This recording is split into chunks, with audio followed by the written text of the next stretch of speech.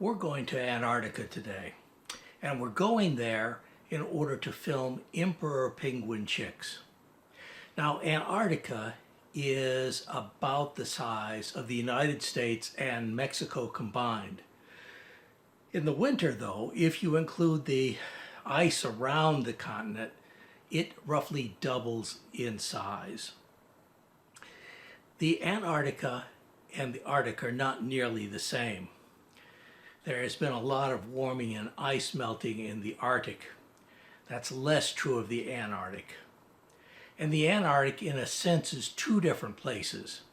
There's a very big difference between the Western Antarctic and the Eastern Antarctic.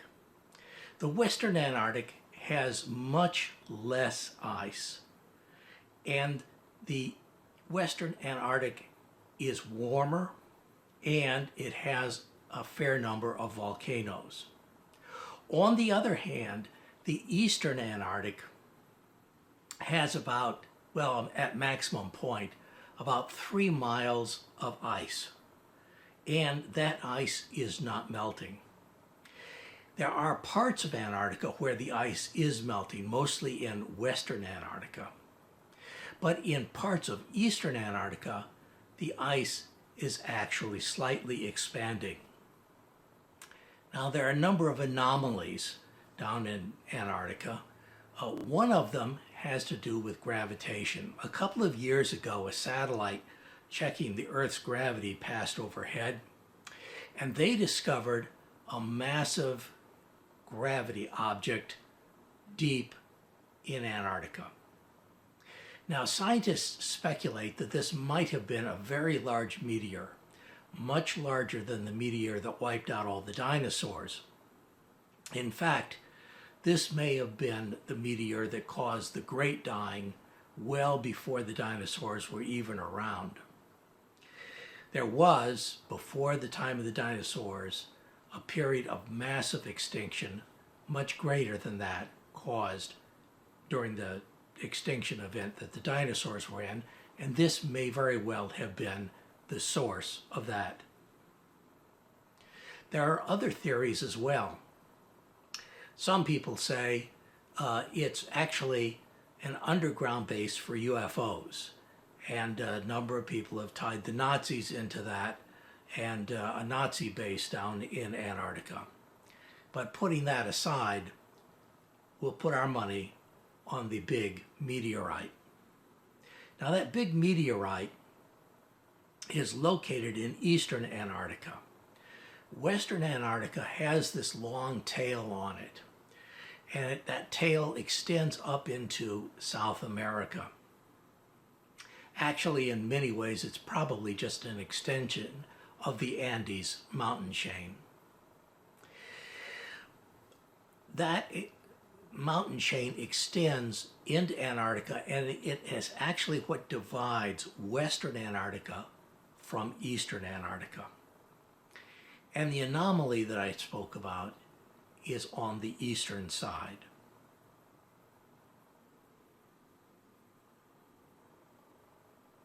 Now, there are some other anomalies as well. For example, the shelf ice has some odd characteristics as well.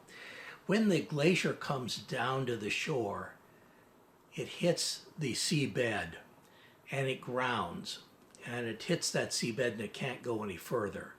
But over a period of time, often that ice melts a little bit and it becomes shelf ice That is, there's seawater underneath it. And that shelf ice is much more likely to thaw than the ice where the grounding is. In recent years, there has been less ice grounded far away from the Antarctic continent, and more that is turning into shelf ice. The shelf ice itself has an oddity, and that is it could have a hole in it where the sea is visible through the ice. Well, there is no ice actually. That's called a Polnaya, and the one that's in the Weddell Sea now is about the size of the U.S. state of Maine. And incidentally, it's the Weddell Sea to which we're going. A little while ago, a chunk of the ice shelf in the Weddell Sea broke off. It was huge. The iceberg was actually larger than the size of the U.S. state of Connecticut, but it stayed essentially where it had broken off for a long time. However, the winds now have started to move it, and because part of it is grounded on the ocean floor, it has spun around and will probably eventually join the currents, taking it north.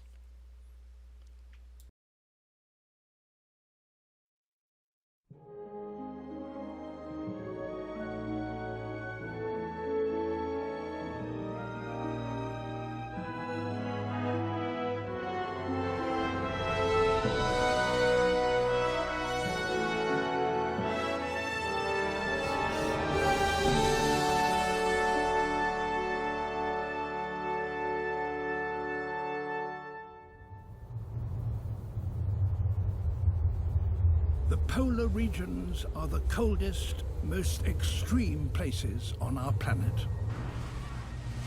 Winds reach 200 miles an hour and temperatures drop as low as minus 70 degrees centigrade. Only the toughest can survive here. Antarctica wasn't always frozen. Back during the period of time when there were dinosaurs roaming around, Antarctica's climate was a lot more like California's. So it hasn't always been lifeless. As a matter of fact, you can still see substantial remnants in Antarctica of life that had been there. For example, this is a fossil of a tree. I'm going to outline it so that you can see it a little bit better because it blends in with all the other rocks. But the point is, Antarctica was a lively place at one time. And it was joined up with a lot of other continents like South America and Africa and Australia. And the animals could wander from one place to another. And as a matter of fact, we're pretty sure that sauropods, the kind of dinosaur that's an awful lot like Brontosaurus, those long-necked dinosaurs migrated from place to place, from South America perhaps to Antarctica, and Antarctica to Australia. And we're pretty sure that they made that trek because we found their footprints. At the time when Australia was attached to Antarctica, it became a very narrow attachment, not too far from the location where Tasmania and so forth is in eastern Australia. And we found sauropod tracks in a particular cove where that land bridge still existed.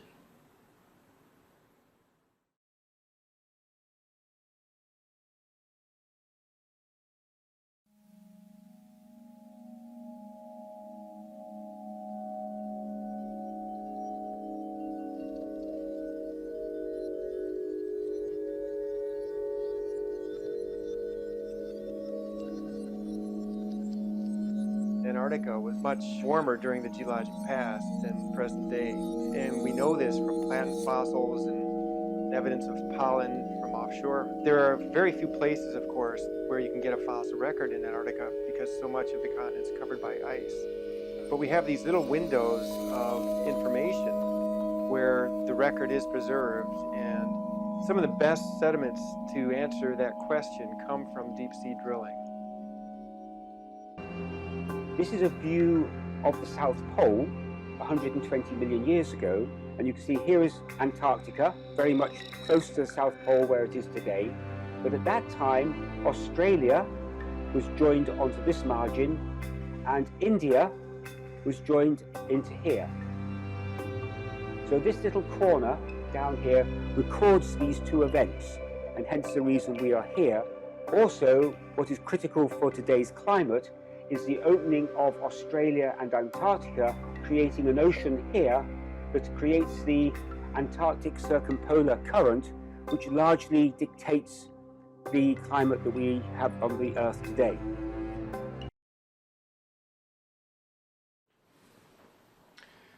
Now, one of the curious things about Antarctica is that it has always been at the South Pole. Even when it was part of Gondwana land, it was part of the South Polar region. And we know that because there are indications in South America, Africa, and Australia and other places that indicate that at one time they were in the southern polar region as well.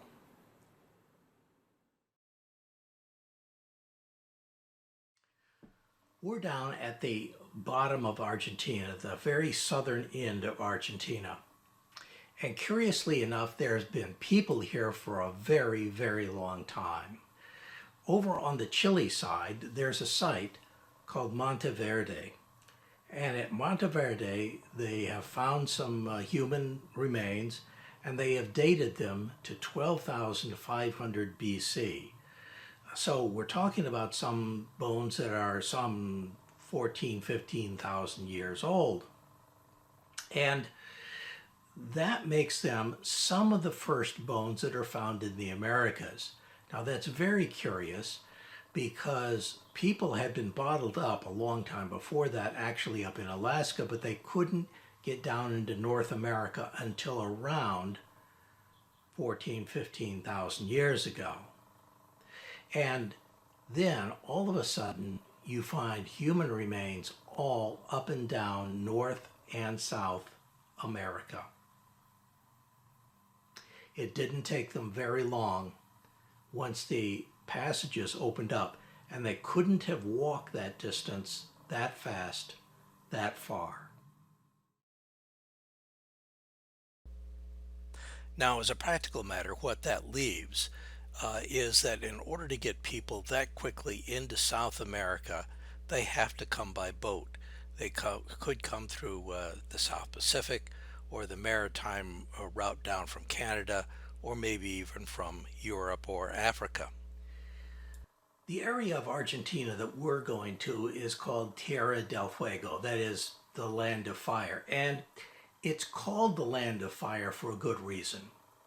The early explorers, when they discovered people down there, the natives really didn't seem to remember very well how to make clothes. So in order to keep warm, what they did was they built fires, and so there were fires burning just about everywhere. Tierra del Fuego is part of a larger area generally called Patagonia. And Patagonia means something like big feet. And in fact, the early explorers that were in this area, Magellan and so forth, did tend to report that the natives were a little bit taller than Europeans were. But it may not be the feet of the Patagonians that got them their name.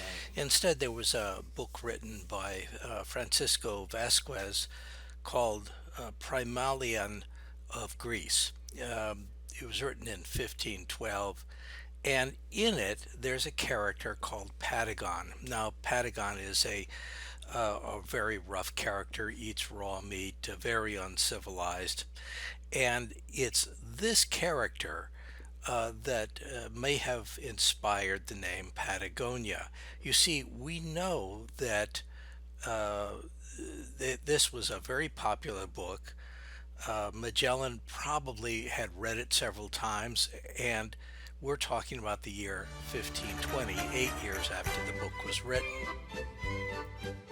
There once was a man, his name was Magellan, a Portuguese skipper, the girls found him cute. He sailed with 5 ships to find the East Indies, then come back to Spain with a bounty of loot. Whoopee-tie-I-O, happy Magellan, starting your journey with hardly a care. Whoopee-tie-I-O, strong brave Magellan, you'll find the East Indies, you just don't know where. They crossed the Atlantic and spotted a country. Magellan said, "It's the East Indies at last!" but then someone shouted, "Hey, that's Argentina!" Magellan got cranky and chopped down the mast. Whoopee-tie-I-O, settle down, Magellan. Put down that axe, there's no time to despair. Whoopee-tie-I-O, keep trying, Magellan. You'll find the East Indies, you just don't know where. Now, one of the things that you don't want to do when you're sailing from the Atlantic Ocean to the Pacific Ocean below South America is to go through the Drake's Passage. The weather there is terrible. Some of the worst sailing in the world is through Drake's Passage. So there are people always looking for ways to avoid that. And in fact, Magellan found one. He found what is now called the Straits of Magellan. It's a passage through an archipelago of islands down at the bottom of South America, but it gives you a relatively safe passage from the Atlantic to the Pacific. In addition, there is another passage, and this is called the Beagle Channel, and it is named after the HMS Beagle. The Beagle is the ship that, among other things, was carrying Darwin on his trip around the world. It spent about 2 years navigating the Beagle Channel so that it knew where every rock and every shoal was along that channel, so that British ships would not get stuck going through this relatively narrow channel. And we're going through the Beagle Channel. We're flying down to Ushuaia, Argentina. Now, Ushuaia bills itself as the southernmost city in the world, and the fact of the matter is, if you set a ripple going directly east or west from Ushuaia, it would go all the way around the world and hit South America again without hitting land. And so it could very well be the furthest south city in the world. The word itself is an Indian name. The Aya at the end means the bay, and the Ushua, well, that means western or westward. So this is the western bay on the Beagle Channel, and it has had a population for a very long time, but it was quite small.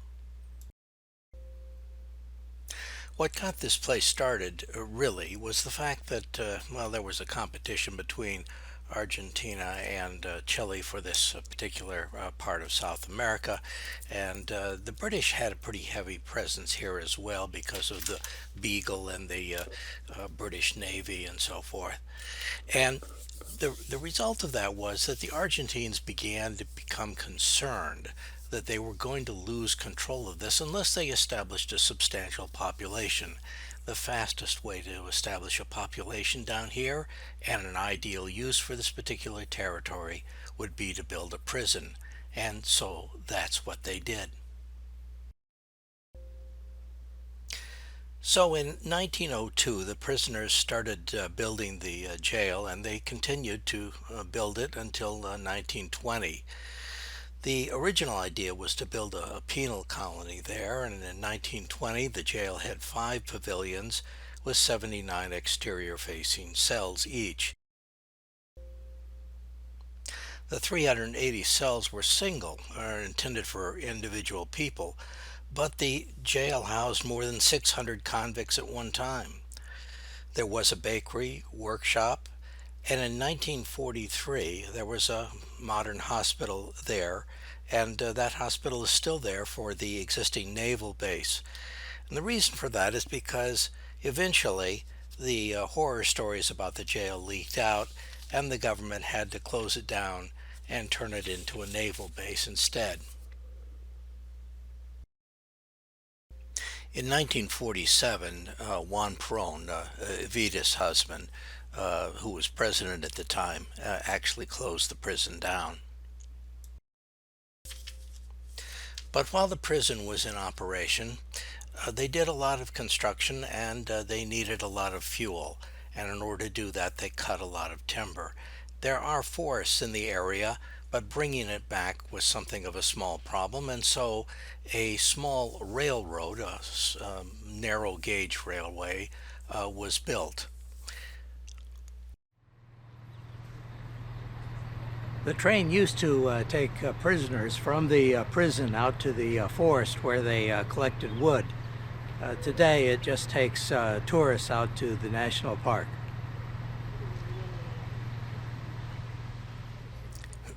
At the railway station, everybody queues up for multiple trips on the various locomotives. They have several of them. And there are people dressed up in costumes so that they're sort of reenactors. And a number of them are dressed up as prisoners.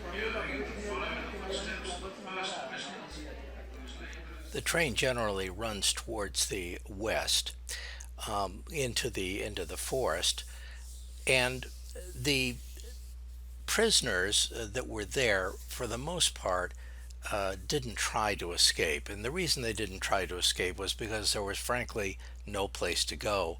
One of the prisoners, named Pipo, did escape, and he was found a few days later frozen to death near the little river that the train runs along. And as a result of that, this little river is called Pipo, after the prisoner that was frozen to death. So effectively, Ushuaia was Argentina's version of Devil's Island.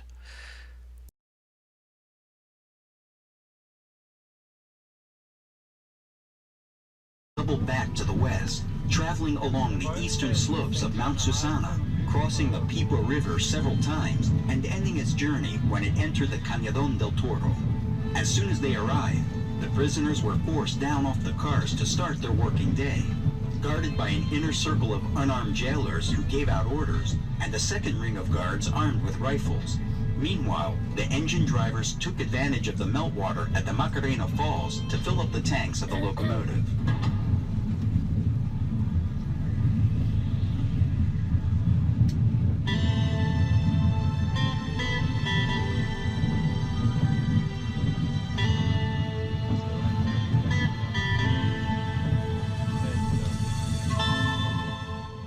Swathes of forest at the foot of which grow ferns, mosses, and grasses that spread over almost the entire national park and can be seen along the entire route of the train.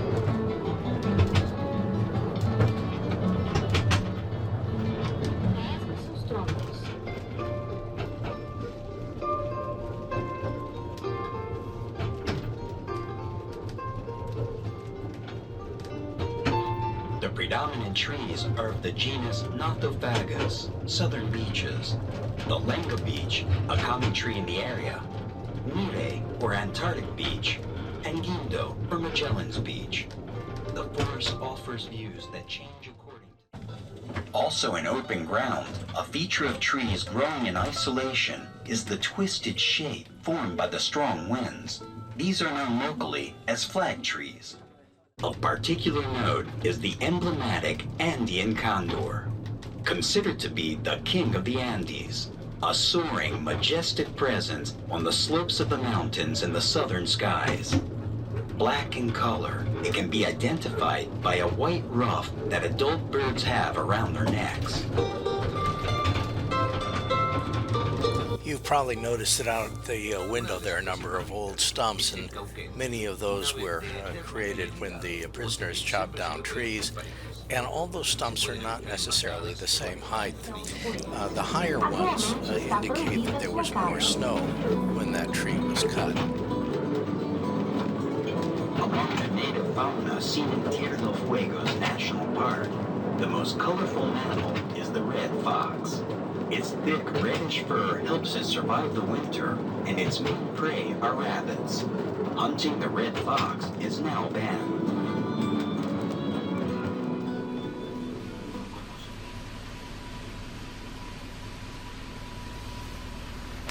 Just as Ushuaia is the southernmost city in the world, this is the southernmost railway in the world.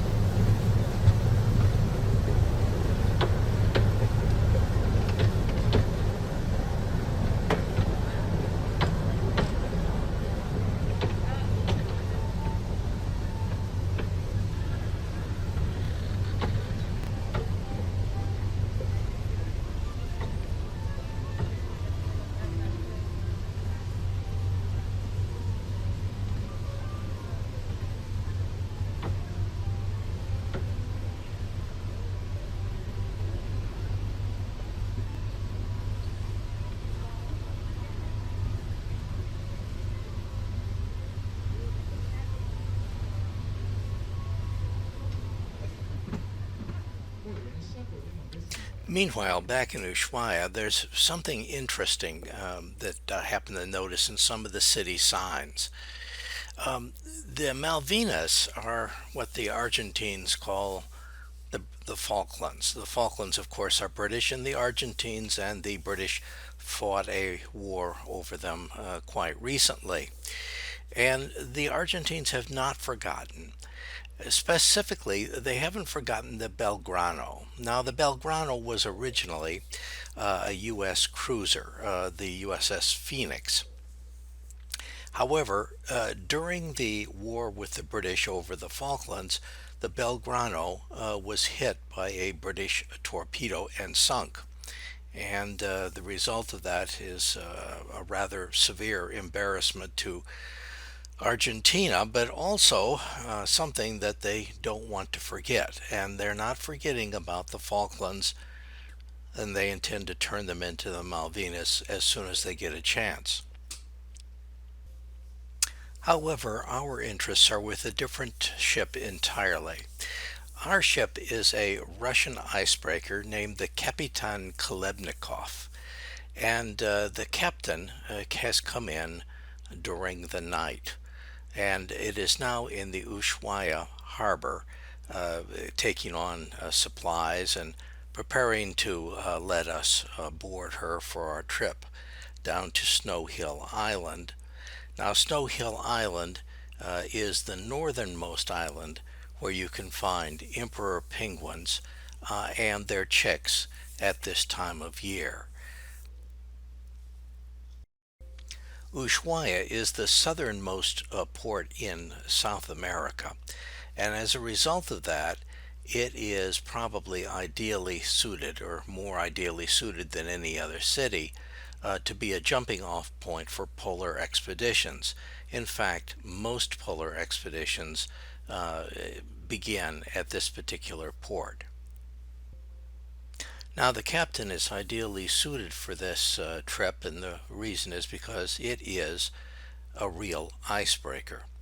And if you take a polar trip, a polar cruise anyplace, you're likely not to be taking an icebreaker. But there are special ships that are set up to be polar cruise ships. This ship is set up to be an icebreaker, and the result is you can go places where you can't go with a polar cruise ship. And if you go to Snow Hill Island at this time of year, you can't reliably get there in a polar cruise ship. You really have to have an icebreaker for reasons that will probably become obvious. Now here's the trip as it appears on the map. Ushuaia is clearly indicated, and the red lines are basically the way that we're sort of going to be going to get down to Snow Hill Island, and you can see that that's the northernmost point that you're going to get in Antarctica. The alternate route is through the Chilean port of Punta Arenas. And that's a good port. Many ships come out of that one as well, headed for the Antarctic. So for all practical matters, this trip really depends on the Kapitan Khlebnikov in order to assure its absolute success. And it's the captain that makes this trip extremely interesting. And so now it's time to leave Argentina and head down to Antarctica and the Emperor Penguin Chicks.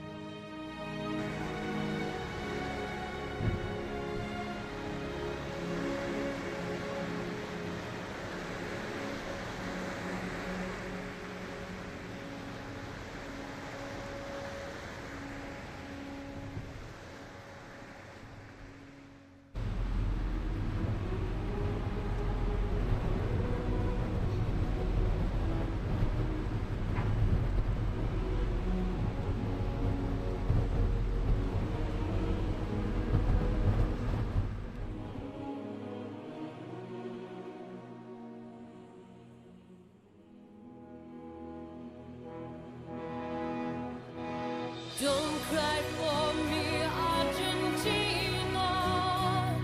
The truth is I never left you. All through my wild days, my mad existence, I kept my promise. Don't keep your distance. Have I said too much? There's nothing more I can think of to say to you.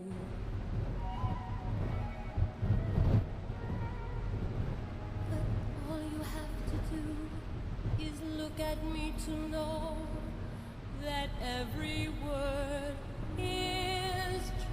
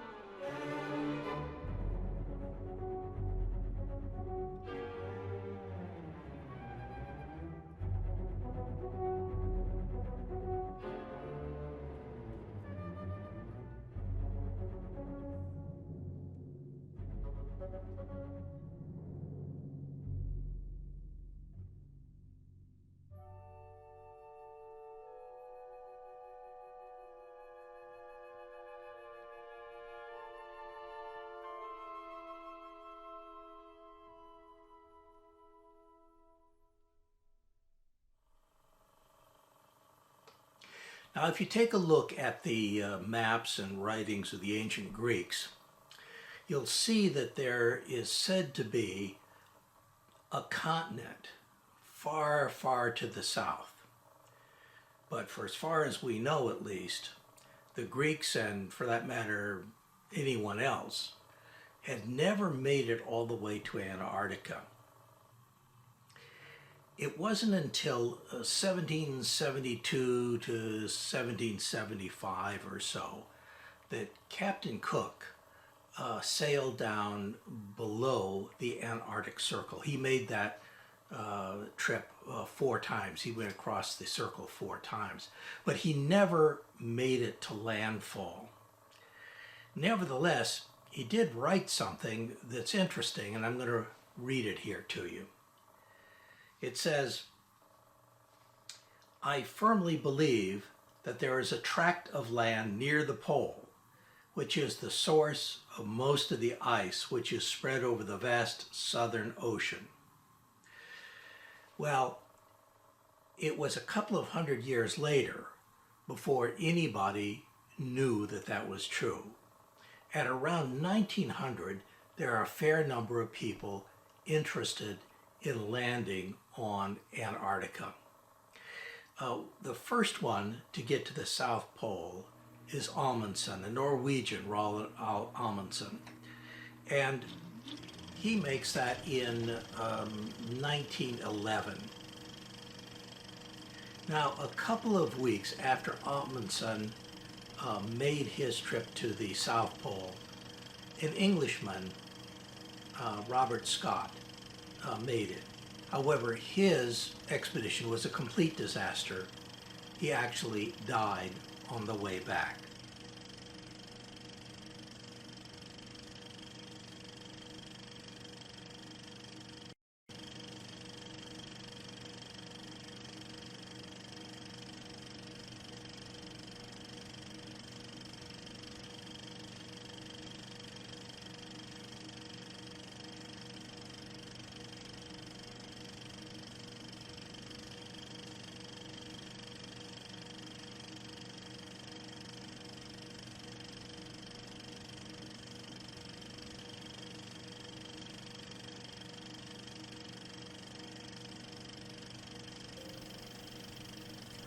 The Scott and Amundsen expeditions were perhaps the most heavily covered of the expeditions. And of course they went to the South Pole, which is the most romantic spot to go to. And so there's a great deal of emphasis placed on them. And they left quite a bit behind. There are actually buildings that were constructed during that period of time that are still very much in existence. The first successful attempt to do that was made only 100 years ago. This hut was the base for one of the most famous expeditions in polar history.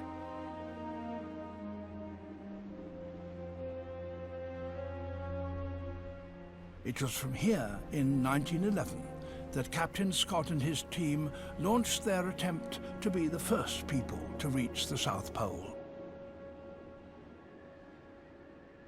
The cold, dry conditions have preserved the interior of the hut almost exactly as the expedition members left it.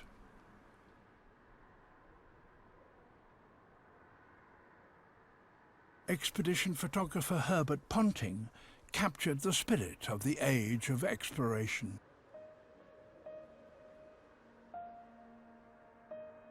These first explorers borrowed the techniques of the Arctic peoples. They wore fur gloves and boots and burned seal blubber to keep warm. They built sleds based on a traditional Inuit design.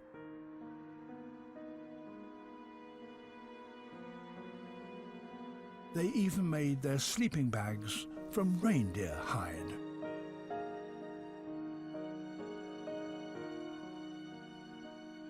Scott and his men sought the glory of discovery in an untouched wilderness and died in the attempt. But he and those who followed him were the first to reveal the splendor of Antarctica to the rest of the world. Snow Hill Island, the island that we're going to, was first discovered in 1843, but at that time, James Ross, who discovered it, didn't know it was an island. Then when you get up around 1900, then there's an expedition there, a Swedish expedition, and the leader of the expedition is called Nordenskjöld. Otto Nordenskjöld spent several winters on this island, 1901, 1902, and 1903. And he built a house that is still on the island and pretty much intact. Nearby, Ernest Shackleton also was traveling in this area, and his ship, the Endurance, got trapped in ice not too far from here. In fact, it was crushed, and he had to get his crew out of Antarctica and up to Deception Island, which is not too far away. It's an old whaling station, and the whaling station is actually still in existence.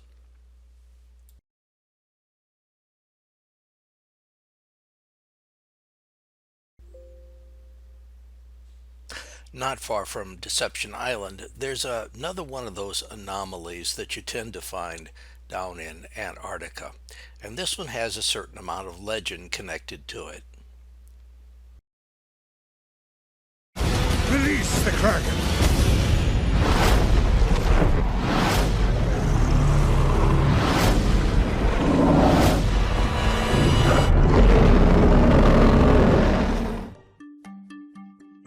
Sailors headed to the Antarctic region may want to exercise extreme caution when traveling.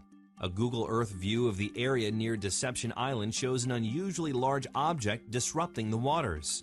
Leading UFO theorist Scott C. Vering has identified the mysterious figure as none other than the Kraken. Often referred to in Nordic legend, the island-sized squid-like sea creature is characterized by a penchant for dragging massive ships and the people on them down to its deep, watery lair.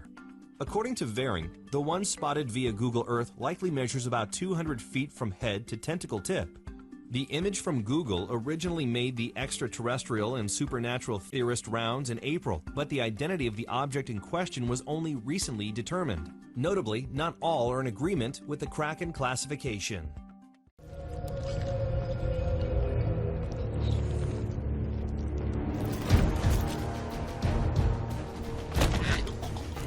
You will watch this.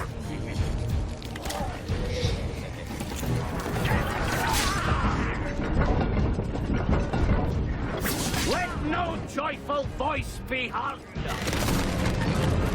Let no man look up at the sky with hope.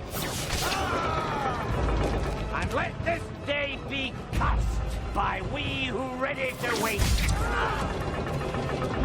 The Kraken!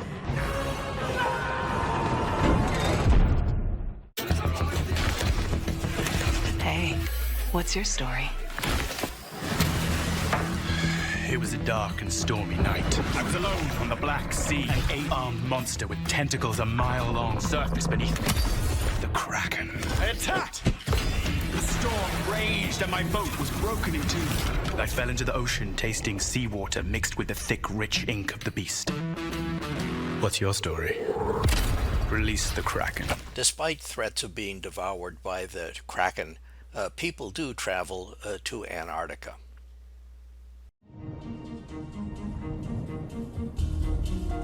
The lure of adventure still draws intrepid travelers today. Like the first explorers, most modern visitors come during the brief summer, when the cold relents enough for the toughest icebreakers to reach the edge of the continent. But most still need a helicopter to go further.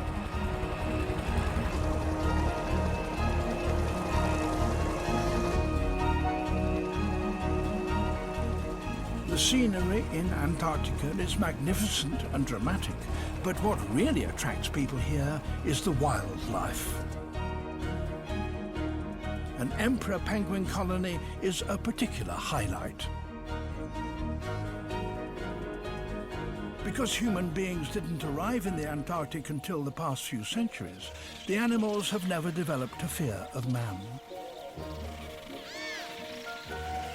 but very strict regulations govern how close people can approach any wildlife. And when visitors leave, they must take every trace of their visit away with them.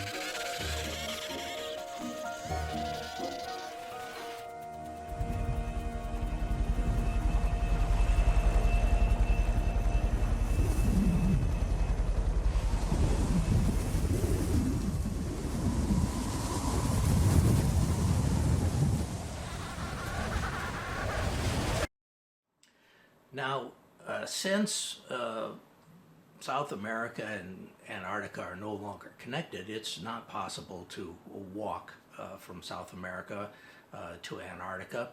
You're going to have to go some other way, and the way people usually go is by sea. And that's exactly what we're going to do. We're going to fly down to the southern part of South America, the southern tip of Argentina. And we're going to jump on a Russian icebreaker, the Kapitan Khlebnikov, and we're going to take the captain across the Drake Passage to Antarctica. Now, the captain is a real icebreaker. Most countries have one or two icebreakers, if they have any at all. The United States has a handful, but Russia has some 40 or more icebreakers. And the Kapitan Khlebnikov is a real icebreaker. It is not a cruise ship. The Kapitan Khlebnikov is a polar-class icebreaker completed in Finland in 1981. It was originally designed for the rigors of the Arctic Ocean rather than the Antarctic. The stern region is cushioned to allow for the close towing of other vessels when helping them through the ice. There are 3 navigation positions on the bridge, and there's an aft auxiliary bridge which is used when ice is being broken going astern. It's just above the heliport. The Khlebnikov has a switchgear distributing system which distributes between commutators and armatures of the drive motors. It's an electric drive, and it can change the speed and direction of the propellers at about 10% a second. Therefore, 100% forward to 100% stern can be done in some 20 seconds.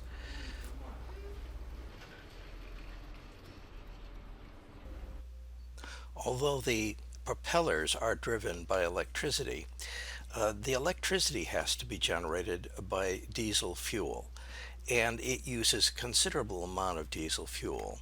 Its capacity for diesel fuel is about 3,300 tons of diesel fuel, heavy fuel, and 400 tons of light oil for auxiliary engines, and 33 tons for helicopter fuel. The ship itself, in severe ice, on a daily basis, will use up 78 tons of heavy oil, or nearly 100 tons at full speed using light oil.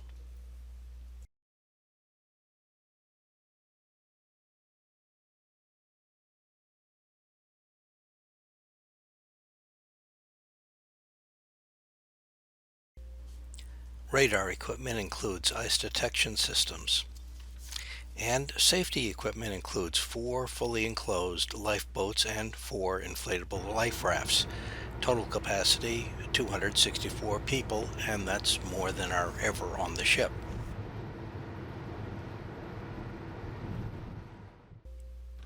There are 2 forward deck cranes that can lift 3 tons each, and there's an aft crane that can lift 10 tons.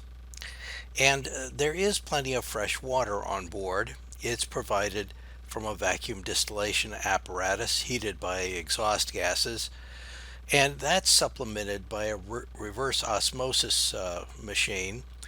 Maximum of 80 tons daily can be produced. Incidentally, that's not water they're bringing up, that's wine.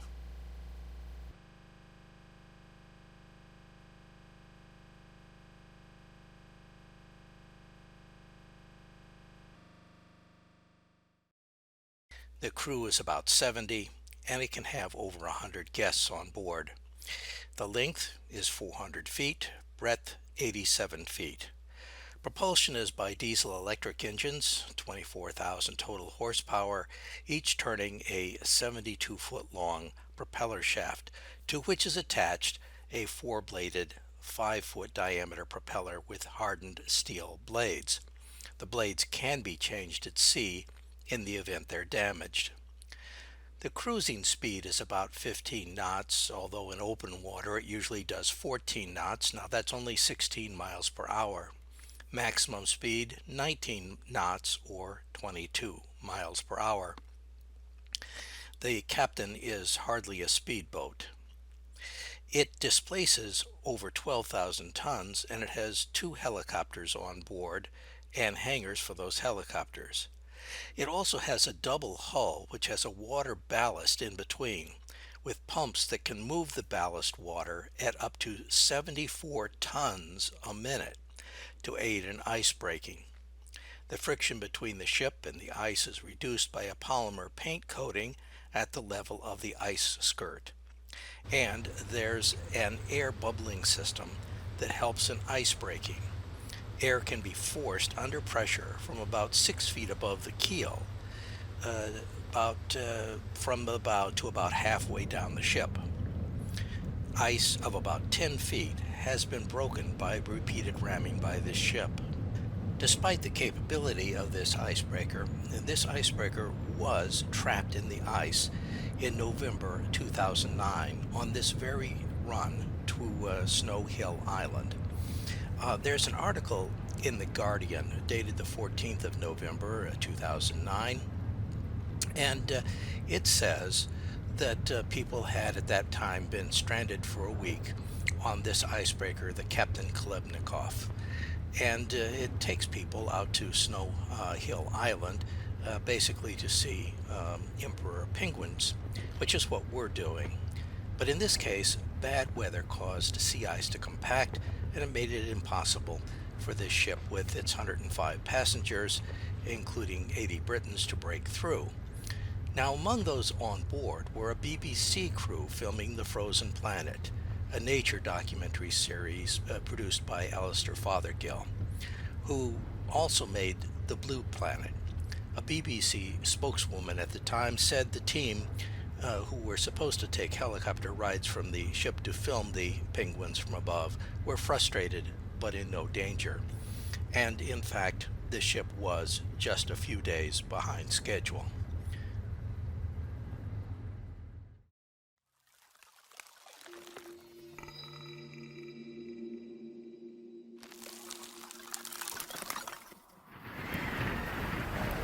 More than any other season in the poles, winter was to pose the greatest challenge to the Frozen Planet crew. The team endured winds of over 100 miles an hour and temperatures as low as -50 degrees centigrade. Their boats were trapped in sea ice for days, while... Now I'm turning to the captain's deck plan. We basically had we could go just about any place on decks 4 and above. The helicopters and lifeboats were on deck 4. So was the clinic, which is conveniently located next to the dining facility in case you happen to need something. Deck 5 has the bar, the lounge, and the library. Deck 6 is where my room is at 619. Deck 7 has the auditorium where we had a series of lectures on various polar subjects. Deck 8 is the last deck where they have quarters. Above Deck 8, at Deck 9 is the bridge and the radio room. That pretty much completes the layout of the ship for as far as the guests are concerned, at least. The engines and ROPU units, the reverse osmosis purification units, would of course be in the lower decks.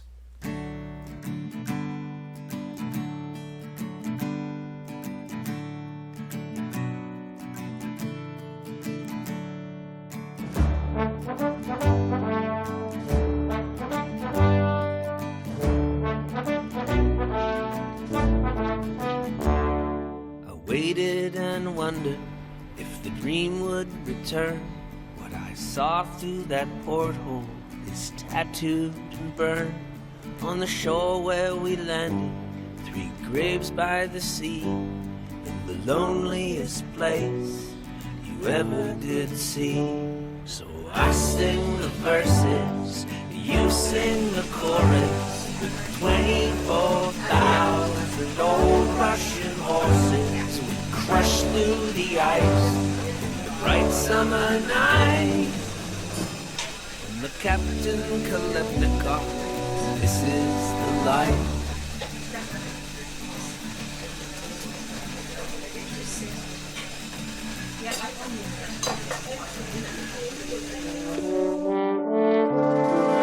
Once we had dreams, but they fell through the seams like the ice here all melting away.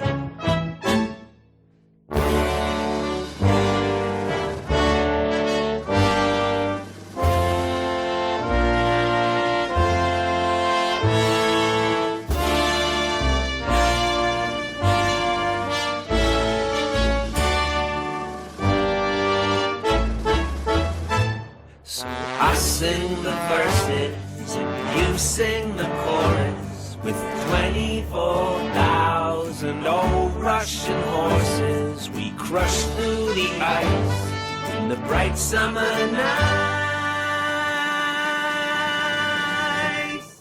On the Kapitan Khlebnikov, this is the life. On the Kapitan Khlebnikov, this is the life.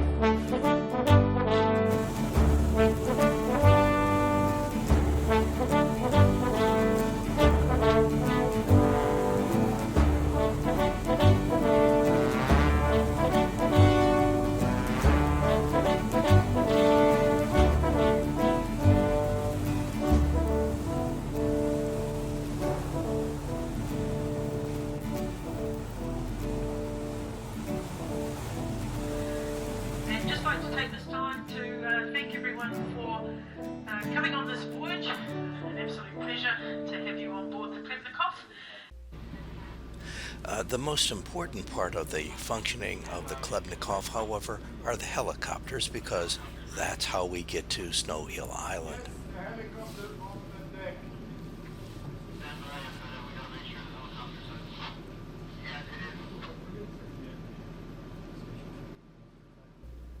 When the helicopters are not in use, they're in this hangar on deck 4. Because the hangar is relatively small, the rotor blades have to be removed. When the helicopters are needed back into service, they're simply pushed back out onto the helipad from the hangar. This only takes about half a dozen or a dozen people. Next, we need to practice getting on the helicopter so that when the actual boarding occurs, we can do it more efficiently. So it will just be a group of 7. Obviously we have more than 7 here, but I'll still gather you in this little area.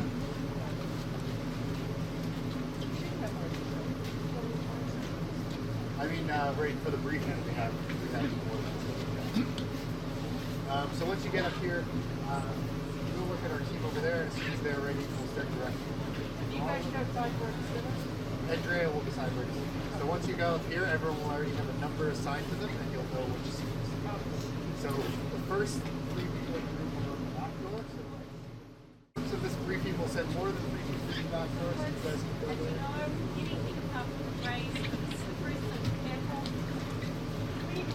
All right. So one part of this briefing is to get you to see the difference between both doors, or both parts of the helicopter. You might find one is easier to sit in than the other. So we'll send you guys to the front door now, and then we'll swap you over. So front door will be towards Pete there.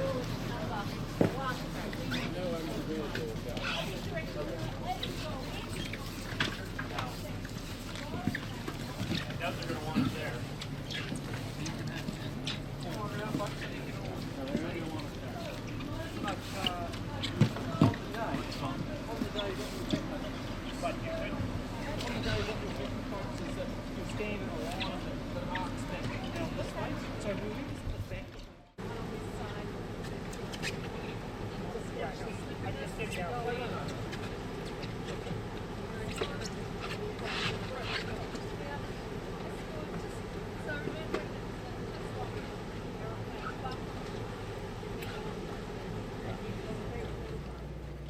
Now that the training is completed, we can finish assembling the helicopter for flight.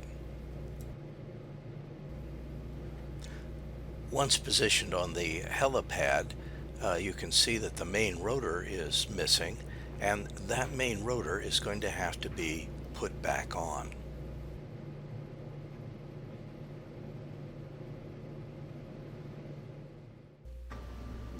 The helicopters are old Soviet-style Mi-2 helicopters designed around 1960 or so. They're turbine helicopters, and their NATO code name is Hoplite. The full-scale production was done primarily in Poland when it was part of the Warsaw Pact.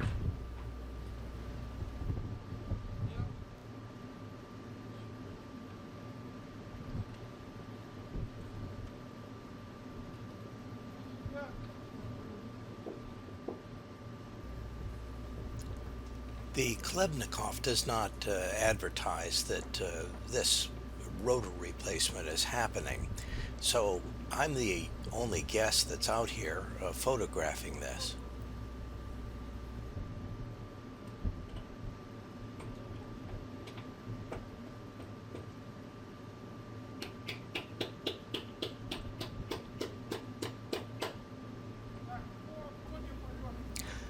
The Khlebnikov may very well believe that the guests viewing the reinstallation of the rotor blades may not improve their confidence in the reliability of the helicopters. That's one down and two more to go.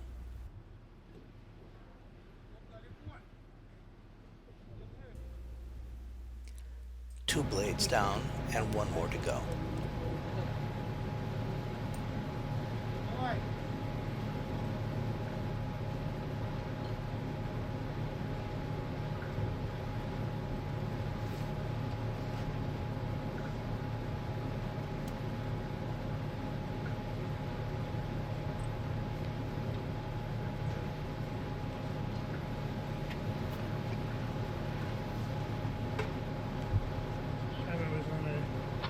Coming out from oil rig. The guys got off the helicopter, forgot where he was, right back into that rear wall. Oh my god. It was literally in his face.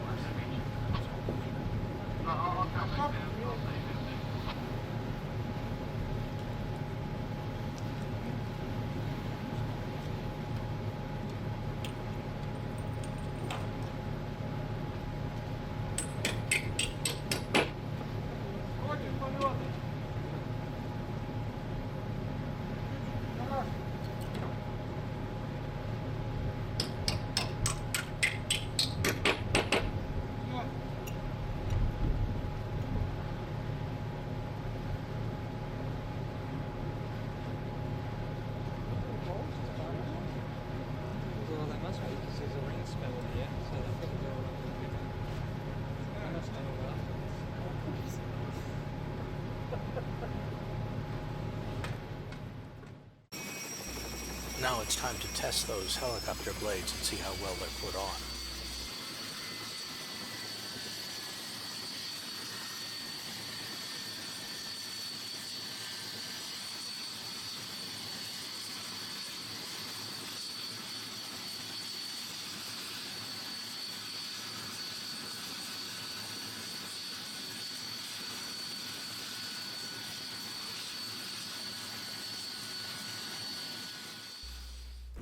One helicopter down and one to go.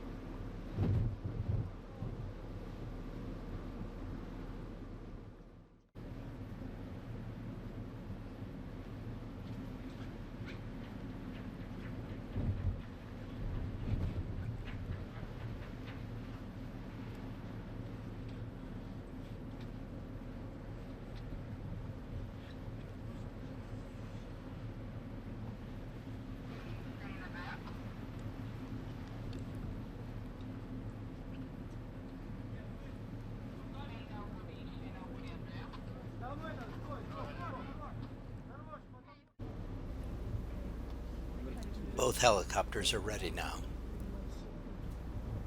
You've probably noticed by now that the main rotor blade is sufficiently high so that as you get into the helicopter you don't have to duck your head in order to avoid the blade. And in addition to that, this is relatively cold weather, and the blades tend to droop when the weather is warm, so you don't have to worry about that either.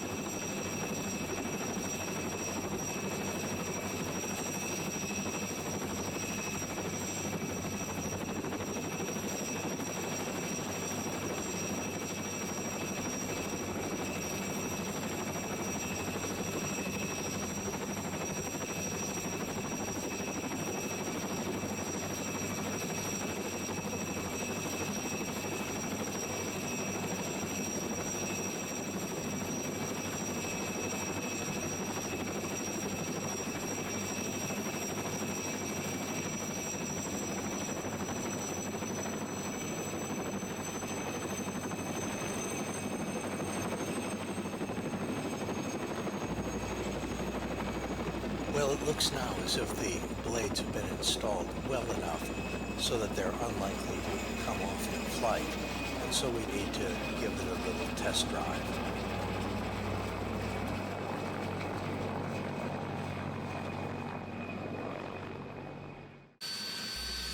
Next, the second helicopter, and shortly we'll be ready for boarding the helicopters to Snow Hill Island.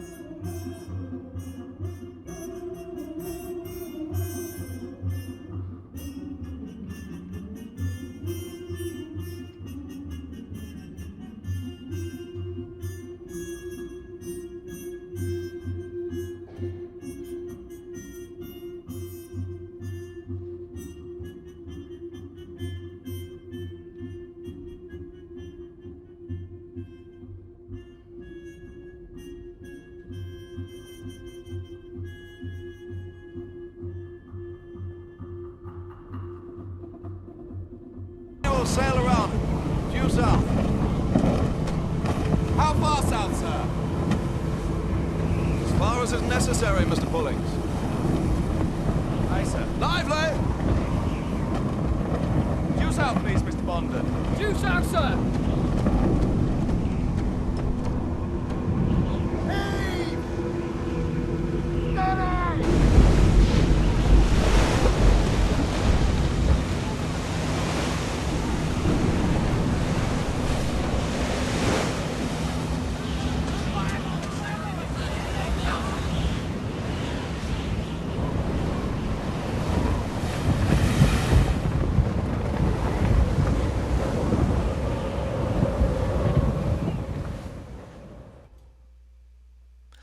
Now, we've gone about as far south as we intend to go, and Snow Hill Island is just a couple of miles away. That's our objective. But I want to talk with you a little bit about ice. You've seen quite a bit of it already. This ice is called pack ice, and that black line running in front of the ship, that's called the leader. Pack ice is formed from seawater, and what that means is, because seawater is salty water, that temperature of freezing has to be a little bit below the normal freezing mark for regular fresh water. It's probably about 28 degrees or so, but it depends upon the degree of salinity of the water. It's the pack ice that the Khlebnikov is breaking up. It's relatively thin, and there is, of course, ocean beneath it. Fast ice is different. It's held fast to the seabed, and that means it's solid ice between the surface and the seabed. There's no water underneath it. An iceberg, on the other hand, usually stands up well high above the pack ice, because it's formed by a glacier which may be as much as 3 miles thick. By the time it gets to the ocean, it's going to stand well above the pack ice, and it's formed out of fresh water and therefore froze at 32 degrees Fahrenheit. This is shelf ice, that is, there is ocean water underneath it, but it's relatively solid. And what are those people out there doing in bathrobes? The temperature here is quite cool, and the water temperature must be very close to freezing. The wind, however, has been down a little bit, and so perhaps that's partly what's keeping them warm. But why would you go out on the shelf ice in a bathrobe? Well, the reason is because these people are crazy. They're not only going out on the shelf ice in bathrobes, they're waiting in line to be able to jump into the Southern Ocean. The Southern Ocean's temperature has got to be very close to 30 degrees, perhaps 28 degrees. And so these people are really going to get a chill. Think of them as the Polar Bear Club, except this is Antarctica instead of the Arctic Ocean. They're going to be strapped on so that if something happens, they can be pulled back out of the ocean without any effort on their part, so they're perfectly safe, but they're going to also be perfectly cold. Incidentally, the ladies queued up for this in much higher numbers than the guys did. And I took these videos from the warm comfort of the bridge of the Khlebnikov. I didn't even step outside for this. Incidentally, this is one of those situations where you keep warmest by wearing the fewest clothes, because once your clothes get wet, that cold really sticks to you. Now we're going to be getting on one of those Mi-2 helicopters and taking a spin around the ship, just to have a look to see what things look like.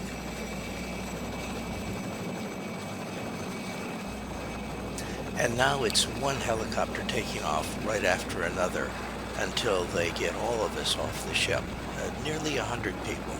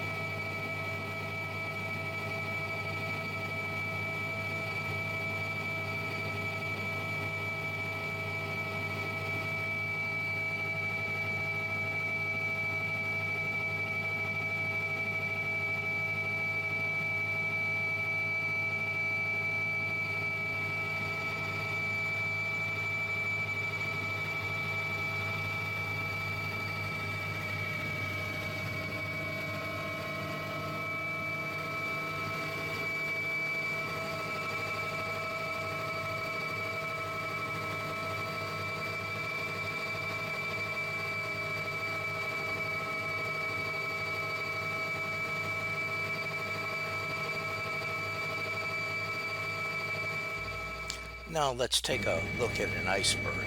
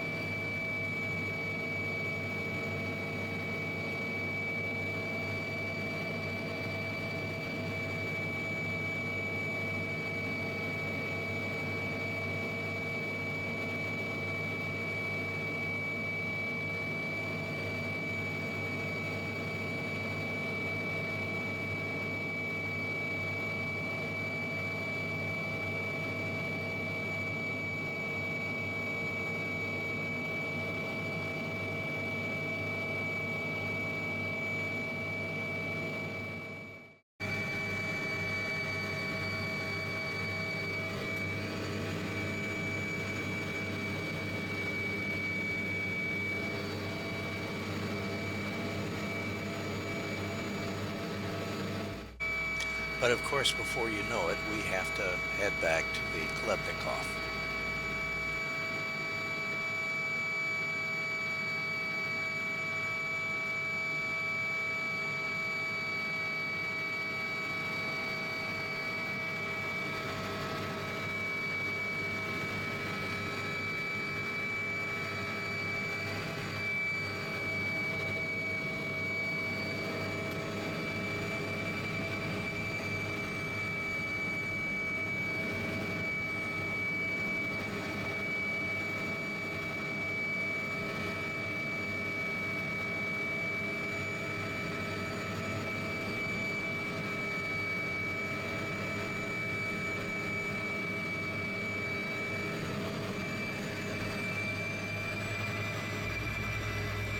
Now we park the icebreaker up on an ice shelf. Right-eyed but tailed. I was up from 7:30 for the breakfast. Pretty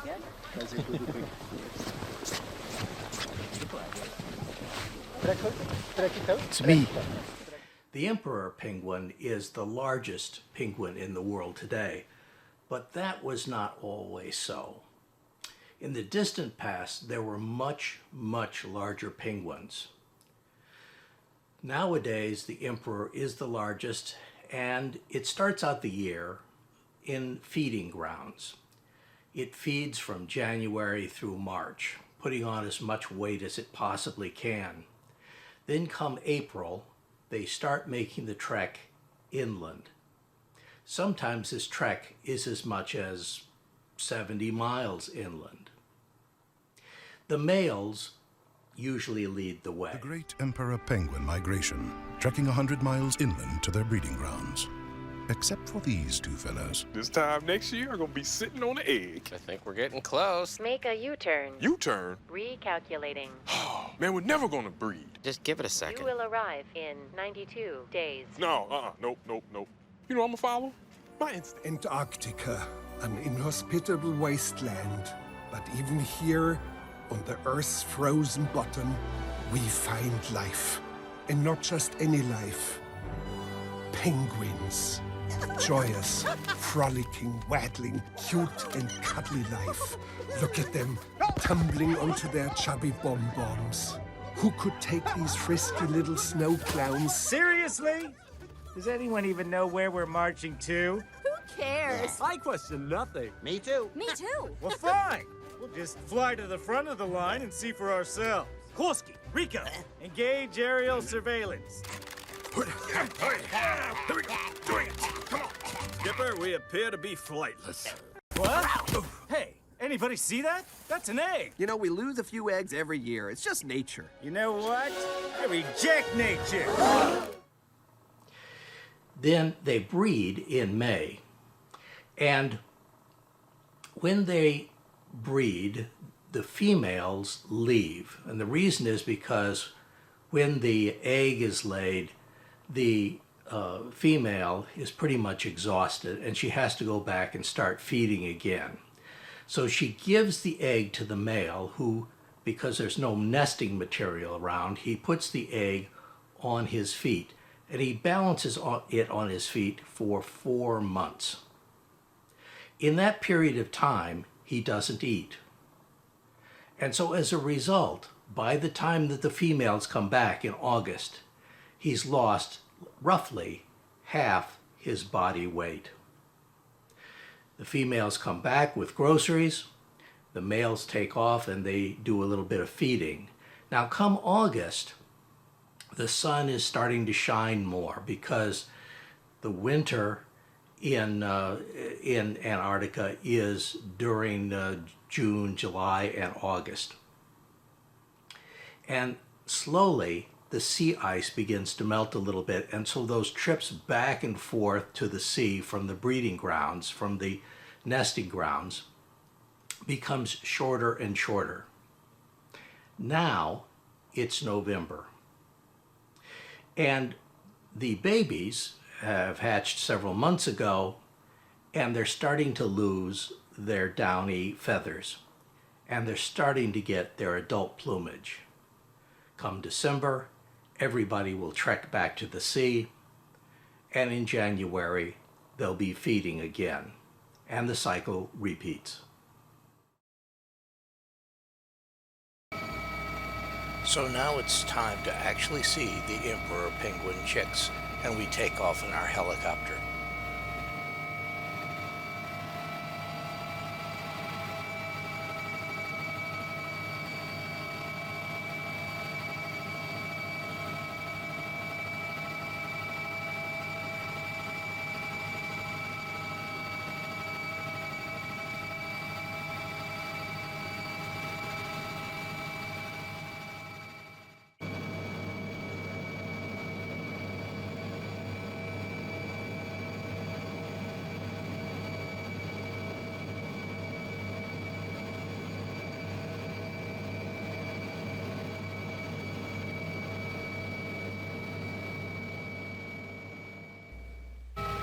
Those dark spots on the ice, those are emperor penguin colonies.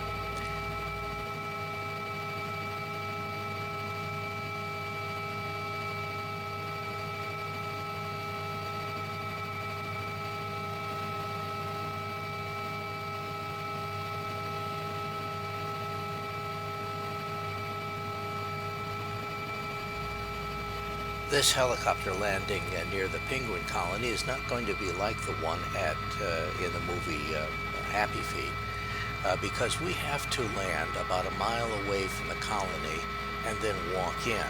In Happy Feet, the helicopter lands practically on top of the colony.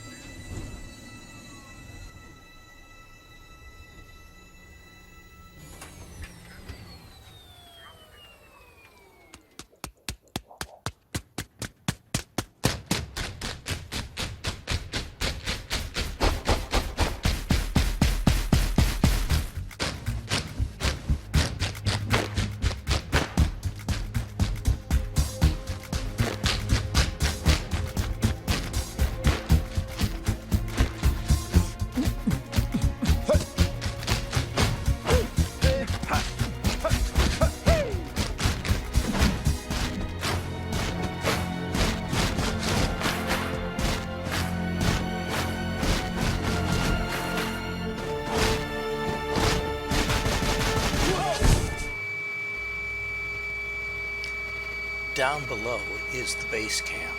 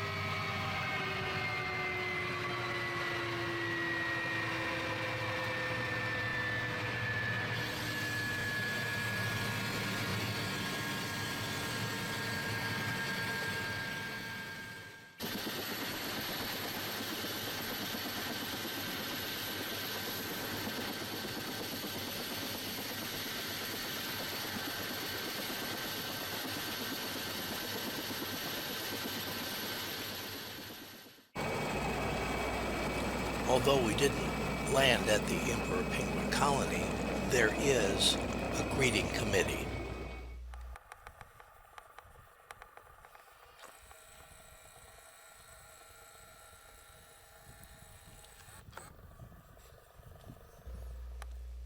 There are also seals here. They always remind me of huge slugs, although for the most part they weigh about as much about half as much as a small car.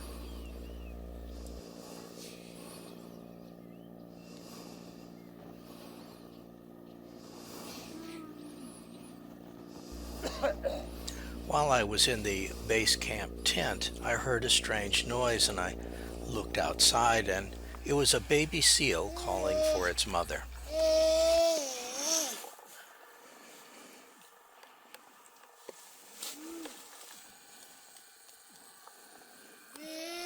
Yep.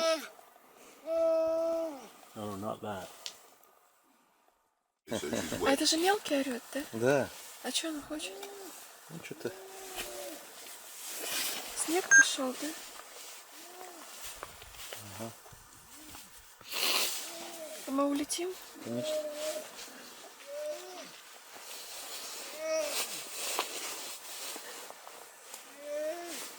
Мам.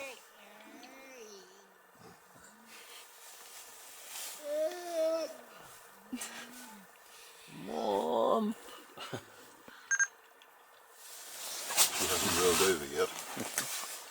That'd be neat if she did. Could say they're not properly positioned. She's been purposely laying on her belly the whole time. Yeah. Because you can tell. Well, yeah, she's rolled over. Contact about to be made. Oh, yeah? Fueling beginning. Nice.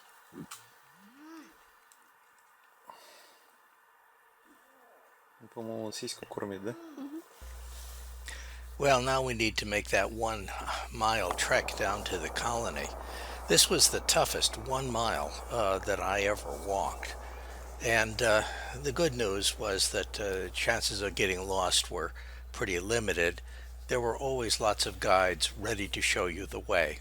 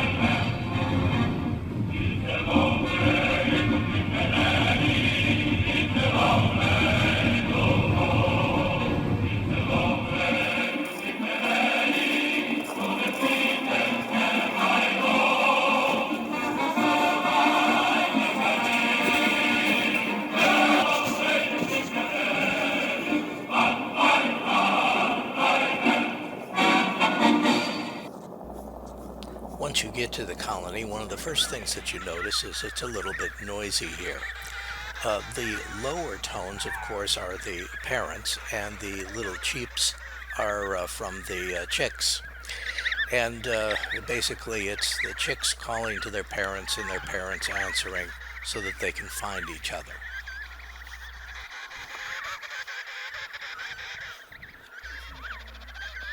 At this time of year, the parents are going back and forth to the sea pretty quickly, and they're giving a lot of food to the youngster. The youngster, therefore, is frequently away from his parents, and they join up into little groups called creches, and that's why you see little gangs of chicks running around together. The wing flapping of the young chicks is to exercise those muscles because that's how it will propel itself through the water.